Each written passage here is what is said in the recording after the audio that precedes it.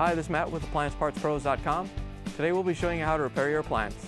Remember, anytime you work on an appliance, make sure it's unplugged or the circuit breakers are off so there's no chance of electrocution. In this video, we're going to show you how to change out the Jenn-Air refrigerator dairy door. It's going to be a very easy repair, and it'll only take a few minutes to show you how to do it. If you already have one of these, great. If not, you can click on the link below or get it at AppliancePartsPros.com. When you open up the package, you're going to get the new dairy door.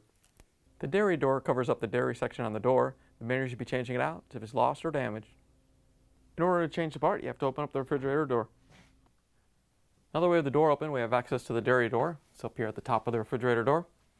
We're just going to take a small flathead screwdriver and carefully get behind it and flex it so it comes off the mounting pin on one side.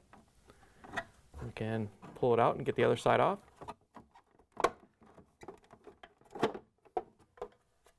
Once you have it free, you can pull it off the refrigerator. Here's the old dairy door next to the new one. If you already have one of these, great. If not, you can get it at AppliancePartsPros.com. Before we put the new one in, we have to take the protective film off. What I have to do is peel it off. Once you have it off, we can put it into the refrigerator.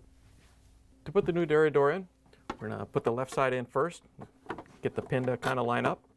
And we're going to have to flex the right side to get it to go in. And as you do that, you can get the left side onto the pin.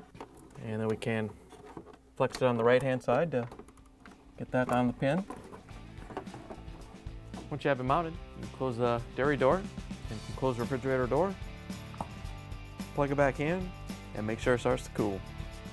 Thanks for joining us for another successful repair brought to you by AppliancePartsPros.com. Check out our other repair videos on our site, Facebook, and YouTube.